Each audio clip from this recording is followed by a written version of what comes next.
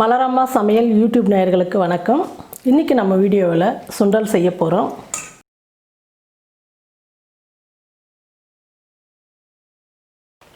இது வந்து வெள்ளை மொச்சக்கொட்டை.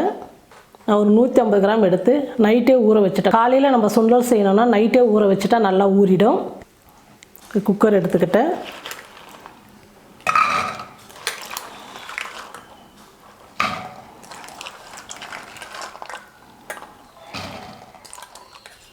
மஞ்சள் தூள் 1/4 ஸ்பூன், உப்பு தேவையான அளவுக்கு. இப்போ தண்ணி சேர்த்துக்கலாம்.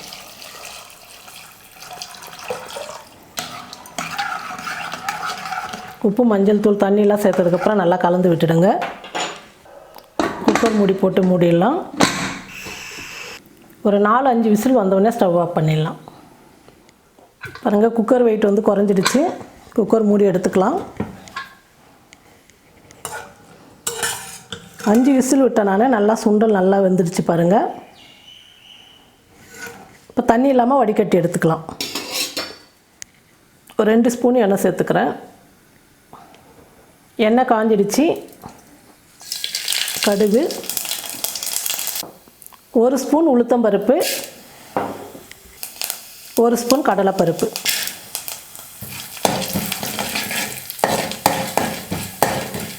பாருங்கள், பருப்பெல்லாம் பொன்னுரெல்லாம் வந்துடுச்சு. ஒரு பச்சை மிளகா பொடியாக நறுக்கி எடுத்துருக்கிறேன்.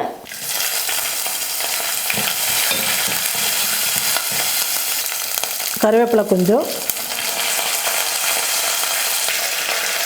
ஒரு பெரிய வெங்காயம்.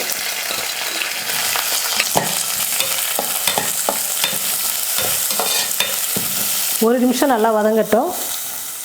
மொச்சக்கொட்டை வேக வைக்கும் போது உப்பு சேர்த்துருக்குறோம். இப்போ இந்த வெங்காயத்துக்கு மட்டும் கொஞ்சமாக உப்பு சேர்த்துக்கலாம். ஒரு சிட்டிகை மஞ்சள் தூள்.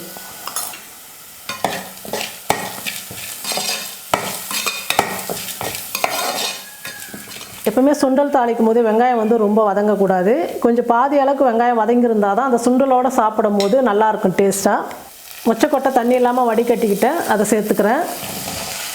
மொச்சக்கொட்டை சேர்த்ததுக்கப்புறம் 1 நிமிஷம் நல்லா வதக்கிக்கலாம்.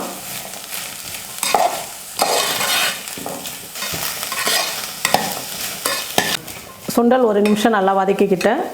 இப்போ கொஞ்சம் கொத்தமல்லி பொடியாக நறுக்கி எடுத்து வச்சுருக்கேன், அதையும் சேர்த்துக்கிறேன்.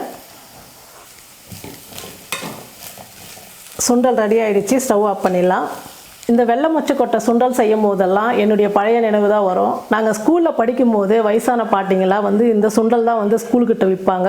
10 பைசா 5 பைசா, காசு இல்லைன்னா 5 பைசா கொடுத்தா கூட கொஞ்சமாக கொடுப்பாங்க, 10 பைசா கொடுப்பாங்க.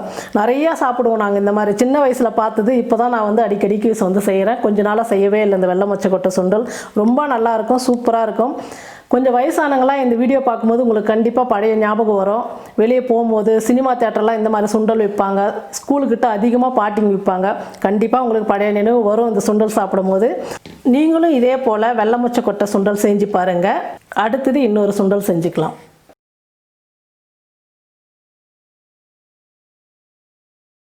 கருப்பு கொண்டக்கடலை சுண்டல் செய்யலாம். 100 கிராம் கருப்பு கொண்டக்கடலை எடுத்து நைட்டே நான் ஊற வச்சுட்டேன். இப்போ காலையில் சுண்டல் செய்யறதுக்கு நல்லா ஊறிட்டு இருக்கும். தேவையான அளவு தண்ணி சேர்த்துட்டு கொஞ்சமாக உப்பு சேர்த்துக்கலாம். குக்கர் மூடி போட்டு மூடிடுறேன். ஒரு 6 விசில் வந்தோடனே நம்ம ஸ்டவ் ஆஃப் பண்ணிக்கலாம். பாருங்கள், வெயிட் குறைஞ்சிடுச்சு. குக்கர் மூடி எடுத்துக்கலாம்.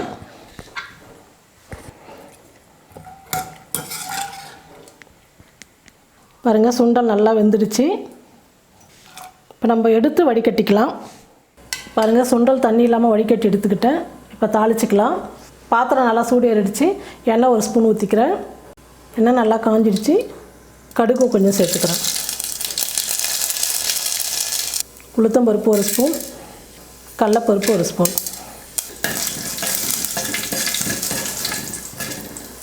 ஒரு பச்சை மிளகா பொடியாக நறுக்கி எடுத்துக்கிட்டேன், அதையும் சேர்த்துக்கிறேன். சின்னதாக ஒரு வெங்காயம் நறுக்கி வச்சுருக்கேன், அதையும் சேர்த்துக்கிறேன். கருவேப்பிலை கொஞ்சம். எல்லாம் சேர்த்ததுக்கப்புறம் கொஞ்சம் நேரம் வதக்கிக்கலாம். மஞ்சள் தூள் கொஞ்சம். ஏற்கனவே சுண்டலில் உப்பு சேர்த்து வேக வச்சுருக்குறோம், அதனால் கொஞ்சமாக உப்பு சேர்த்துக்கிறேன்.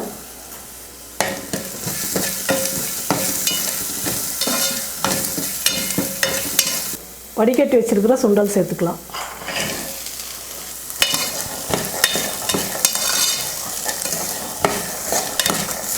பாருங்கள், கொஞ்சமாக மாங்காய் வந்து நான் துருவி எடுத்து வச்சுருக்கிறேன். மாங்காய் சேர்க்கும் போது சுண்டல் வந்து புளிப்போடு சாப்பிட்றதுக்கு ரொம்ப நல்லாயிருக்கும். கொஞ்சமாக கொத்தமல்லி இப்போ நல்லா கலந்து விட்டுடலாம்.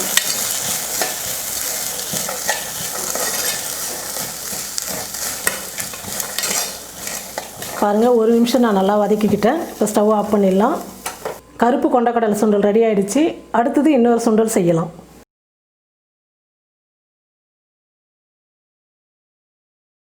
ஒரு 150 கிராம் காராமணி எடுத்து நான் காலையிலேயே ஊற வச்சுட்டேன். குக்கரில் சேர்த்துக்கலாம்.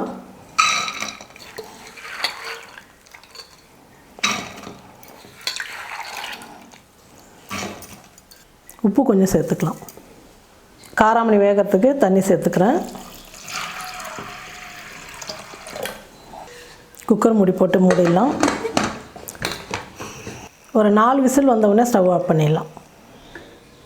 Cooker weight குறைஞ்சிடுச்சு.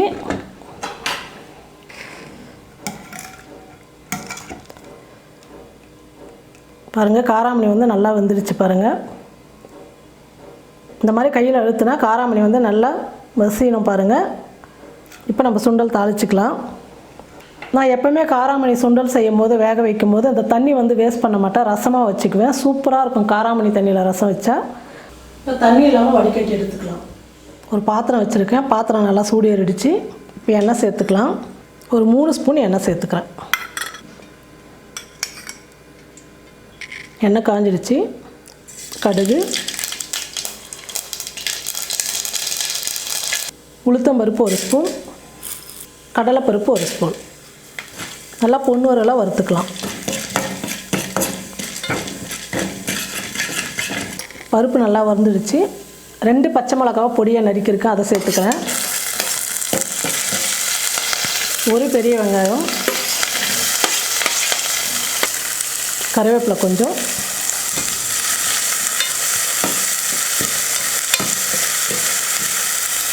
சுண்டல் வேக வைக்கும் போது உப்பு சேர்த்துருக்கோம். இப்போ கொஞ்சமாக உப்பு சேர்த்துக்கலாம். ஒரு சிட்டிகை மஞ்சள் தூள். ஒரு நிமிஷம் நல்லா வதங்கட்டும். சுண்டலுக்கெல்லாம் வெங்காயம் அதிகமாக சேர்த்துக்கணும். அதே மாதிரி ரொம்ப வந்து வேகக்கூடாது. கொஞ்சம் ஒரு 3/4 வேக்காடு வதக்கிட்டால் போதும். நல்லாயிருக்கும் சாப்பிட்றதுக்கு. சுண்டலோடு அந்த வெங்காயம் வந்து நறுக்கு நறுக்குன்னு சாப்பிடும்போது ரொம்ப டேஸ்ட்டாக இருக்கும். பாருங்கள், வெங்காயம் வந்து இந்த அளவுக்கு வதங்கினா போதும். நான் தண்ணியெலாம் வடிகட்டி எடுத்துக்கிட்ட காராமணி சேர்த்துக்கிறேன்.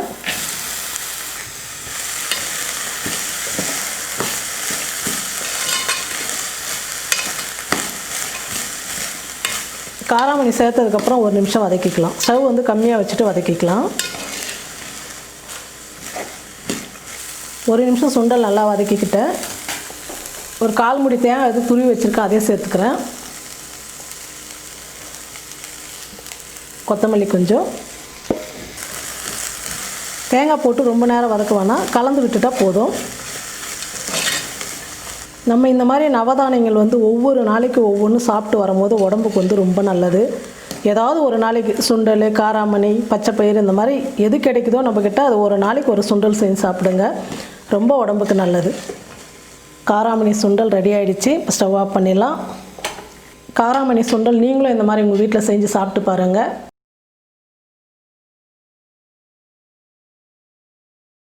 வேர்க்கடலை சுண்டல் செய்கிறதுக்கு ஒரு 3 மணி நேரம் முன்னாடி ஊற வச்சுட்டேன். இது வந்து காஞ்ச வேர்க்கடலை, அதனால தான் ஒரு 3 மணி நேரம் ஊற வச்சேன். நல்லா ஊறி பாருங்கள், நல்லா பெருசு பெருசாக வந்துச்சு. இது குக்கரில் சேர்த்துக்கிறேன்.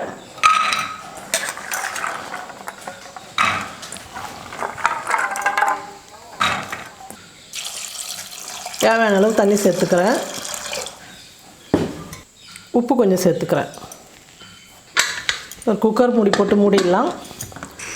ஒரு 4 விசில் வந்தோடனே ஸ்டவ் ஆஃப் பண்ணிடலாம். பாருங்கள், குக்கர் வெயிட் குறைஞ்சிடுச்சு. இப்போ எடுத்துக்கலாம்.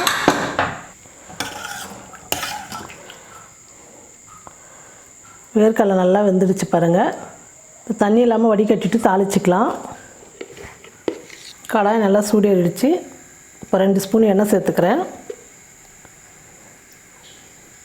கடுகு, உளுத்தம்பருப்பு 1 ஸ்பூன், கடலைப்பருப்பு 1 ஸ்பூன். பருப்பெல்லாம் நல்லா பொரிஞ்சிடுச்சு. ஒரு பெரிய வெங்காயம் பொடியாக நறுக்கி வச்சுருக்கிறேன். 2 பச்சை மிளகாய் அதையும் சேர்த்துக்கலாம்.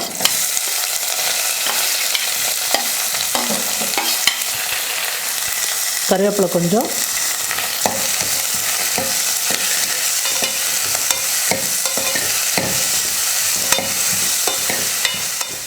பாருங்கள், வெங்காயம் எல்லாம் நல்லா வதங்கிடுச்சு. வேக வச்சுருக்கிற வேர்க்கடலை சேர்த்துக்கலாம்.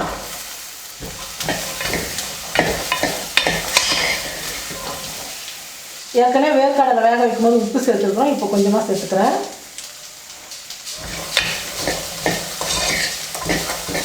ஒரு நிமிஷம் எண்ணெயில் நல்லா வதக்கிக்கலாம். பாருங்கள், ஒரு நிமிஷம் சுண்டல் நல்லா வதக்கிக்கிட்டேன்.